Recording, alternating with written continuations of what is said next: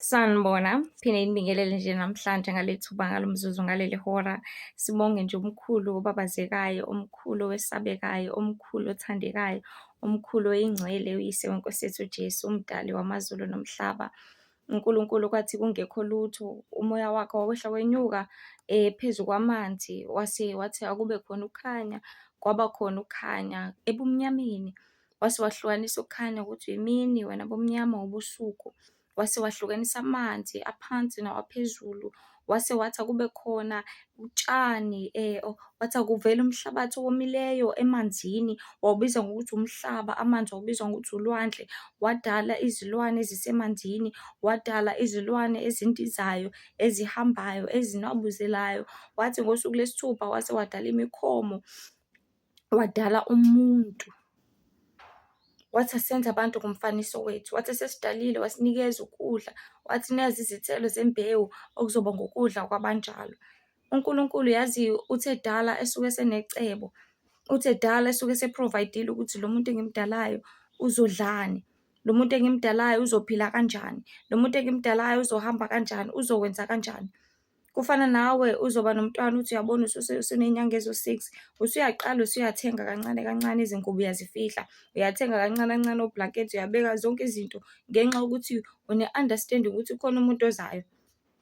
Abanye uthola ukuthi banemali aze akhele umntwana wakhe i-room, uyalipenda, uyalihlobisa, uzenza zonke izinto kancane kancane because unokuqonda ukuthi khona ozayo odinga ukulungiselela noku-prepare-elwa ukuze ethi mefika nje lapha emhlabeni afike yonke into isilungile, yonke into isi-right. Nathi bantu bakaNkulunkulu kuzomele siqonde sazi ukuthi yonke into inenjongo.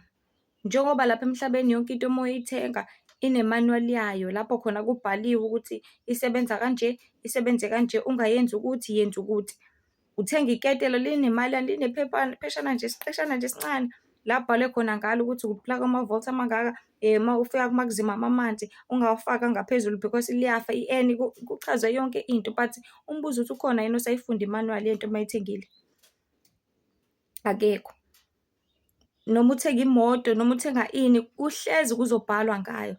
Siphila esikhathini lapho khona abantu bengasa-consult la bethenge khona izinto. Uthenga ifoni ka-Samsung but ithi mayisifa uyigijimisa uyise kwi-Pakistan. Uthenga ifoni ka-Nokia, ithi mayisifa uyibuyisele ka-Nokia kodwa uyayigijimisa uyise kumngani wakho okhanda amafoni. That is why uthole isisenkingeni uthi siyabuya ayisenaso lesa screen lesiya, ithi siyabuya ayisenayo injini yakhona. Wathi omunye umama wake wathenga i-TV, ngizobeka nje isibonelo cause angisakhumbuli ukuthi wathi yini igama layo. Uthi wathenga i-TV, let's say wathenga i-Hisense, yafa yashawa izulu. Uthi wathi eseyikhandisa iyabuya iya-on isibhala ukuthi echo. Why? Because wathi uyayikhandisa lapha bayishintsha injini, bakhiphe i-Hisense cause i-Hisense ifila ngithi bavele bafake i-echo.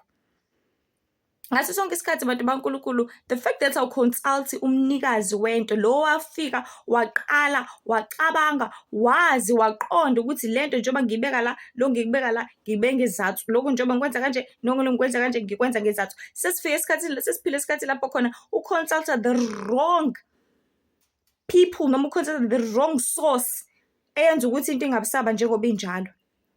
Singabantu sidaliwe uNkulunkulu, yena wahlela, wahlala phansi wahlanganisa umhlabathi, kwathi umuntu ngizomfaka amahlaba amabili, amakhala, ikhala libe nezimbobo ezimbili, amazinyo azoba u-34, ngizomenza izinwele, ngizomenza kanje. uNkulunkulu wazi understand ukuthi why siney'nzipho. Uyena oqondayo because mina ngeke ngihlale ngijule nje ngibuke ukuthi hey, uney'nkopho, why saba ney'nkopho ngempela? Hey, yazi emlonyeni sinamathe, why saba namathe ngempela? Why umuntu abanenkaba? Uzibuze zonke lezo zinto, but we lack i-understanding yokuthi sibuze, si-consult the very source eyaqala yadala zonke izinto, yasidala thina njengoba sinjena. That is why wena uthi mawusugula uhambe uyoconsult udokotela lamaphilisi azokunikeza wona azokulimaza. Baze bakutshela bathi hayi azokuzwisa ubuhlungu uqala before ube right. Kanjani? Uthi uzoconsulta lapha, let's say ulimele ushayiswe imoto, udokotela ngiyaza kulapha athi hhayi-ke sukuma uhambe, uzothi yazini ngizokunikeza iy'nduku. And lezi iy'nduku uzokuthwalisa kanzima if uhlala endaweni efana neyethu ey'ntaba, uzohamba kabuhlungu. Angiyazi athi ukuthi okay njengoba ukwazi ukuhamba sukuma uhambe, cha uzokunikeza i-wheelchair. Uhlala endlini ewu-one room usebenzisa i-wheelchair, yonke into ila izosebenza kanjani? Uzoba right kanjani? Unlike uKristu bantu baNkulunkulu, owathi mayelapha wayevela kulapha at the same time athi sukuma uhambe. Awubona emehlweni ngeke aze akunikeze izibuko ezowenza ukuthi ubone, uphinde kumele uyikhumule mewugeza. I-challenge nje bantu baNkulunkulu, uyithalisa kanzima more and more. But uyevela wathi buka manje, ubone manje. Kuzona zonke izinto bantu baNkulunkulu, the most important thing ukuthi uconsult the source. La into ivela khona because bona bayazi, ba-understand ukuthi why ngayidala kanje, why ngayenza kanje.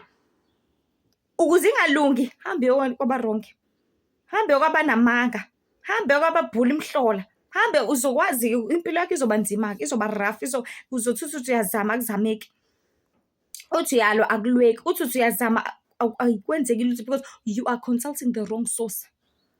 Kukona konke ngaso sonke isikhathi bantu baNkulunkulu masibuyele kuJehova ngumdala amazulu nomhlaba, because uyazi ngemizimba yethu, uyazi ngengqondo zethu, uyazi ngamandla ethu, uyazi ngesikhathi sethu, uyazi ngayo yonke into, uyazi ukuthi wasidalelani.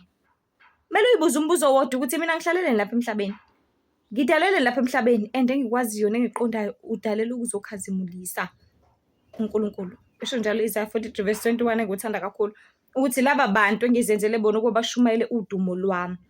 Ukhandela ukuthi ushumayele udumo likaNkulunkulu. Ngaphandle uma ukhandwe yisitha-ke, because nesitha sinabantu baso, 100% sinabantu baso. Naso siyidalela abantu baso ukuthi bashumayele udumo lwaso. That is why nje uyithanda kangaka lezi zinto ungafuni ukuyiyeka, because ungokayihlo uSathane onenkani, ongezwa, ongumqambi manga, ongumhlebi, onguyise wako konke okubi. Ongokayihlo. So bantu baNkulunkulu zibuza ukuthi wena ukuliphi ngempilo ephilayo, wena wenzani, wena uhambaphi, wena ubukani, ulalelani, uphila ngani, uphila kanjani, wenza ini, wenza ziphi izivumelano, unaluphi uphawu. Because bantu baNkulunkulu lapha emhlabeni you are raising a certain flag, unophawu thizeni.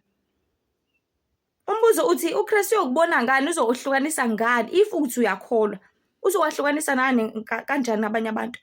Let's say kuzoma nje abaphathi, let's say waka BMW, waka Khondo nowaka Corolla, bame nje la bengafakile mhlambe noma bame lapha bemeduze kwezimoto zabo bengafakile mhlambe igibha nani, uzobona ngani ukuthi lo umphathi weSuzu, lo umphathi we-BM, lo umphathi weMercedes, if engenayo uphawu, let's say ufaka iskibha esizoba noMercedes la or something.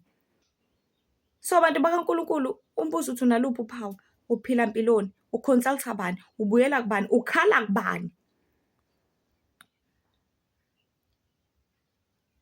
Masikhaleni kuJehova. Ngiyazi usukhale kwabarongi, usukhale ezinyangeni zakubhedisa, usukhale kubazali bangakunikeza lokhu udingayo, usukhale kwabangani bakho bakuhleka, usukhale komakhelwane bakuhleba, usukhale ezintweni zonke akwenzeki. But mina ngithi khala kuJehova ngoba ufuna ukukusiza.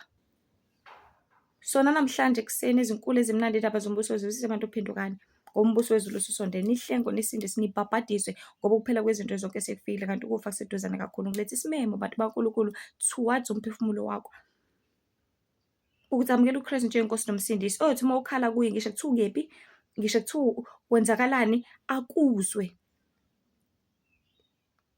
Ngisho kuthiwa kwi-situation la uzothi hhayi ngisho ukuthi uNkulunkulu akekho kule ndawo, uthi ngokuba noma ngihambe esigodini sethu silokufa ngikwesaba okubi ngoba yena unami. Ngisho kuthiwa uhambe ebusuku, ukuphoqile ukuthi uhambe ebusuku ngenxa uNkulunkulu uzoba nawe if umbiza, if ukholwa, if uphendukile, if ubhabhadisiwe, if wazana noKristu njengenkosi nomsindisi, uzoba nawe, uzoba umhlengi wakho, uzokholela njalo endleleni yokulunga. Angeke aze akushiye, angeke aze akulahle, angeke aze akudele, ngoba uhlezi njalo ethembekile, izithembiso zakho uyazifeza mihla yonke. Kukona konke bantu baNkulunkulu, ezinkulu ezimnandi indaba zombuso wezulu sisebantu ophendukani, ngoba umbuso wezulu ususondele. Nihlengo nisinde sinibhabhadiswe ngoba ukuphela izinto zonke sekufikile, kanti ukufa kuseduzane kakhulu. Zibuza ukuthi uzalelweni, kumele wenzeni, kumele uphile kanjani, futhi uyophelelaphi, because yonke into inesiqalo nesiphetho. Imanuwali yakho yile iBhayibheli, ilona elibhalile ngayo yonke into ngawe, elimele ukuthi lifundwe, elimele ukuthi kuhanjwe ngalo khona uzofumana ukuphila okuphakade. Wonke amaqiniso alapha, iqiniso ngawe, iqiniso ngempilo yakho, iqiniso ngezolo lakho, iqiniso ngekusasa lakho. Wena breaka konke okukuvimbezela ukuthi ufunde lo mqulu, bese uyabuyela ebukhoneni baNkulunkulu, ufunde uhambe ngawo, wenze intando kaNkulunkulu ukuze usinda uziphilise. Nkosi ibe nanini busise. Hlala nazi ukuthi zikhona ezinye inkundla zokuxhumana, uTikTok Lihle Themba, Facebook Lihle Themba Mzobe, Lihle Themba Mzobe Wendy with I.E. Mzobe ku-Instagram, naku-YouTube Lihle Themba Mzobe. Hlala nazi uNkulunkulu azonde isono. uNkulunkulu yabuthanda bungcwele ibe nani nibusiso manje uziphathe. Amen.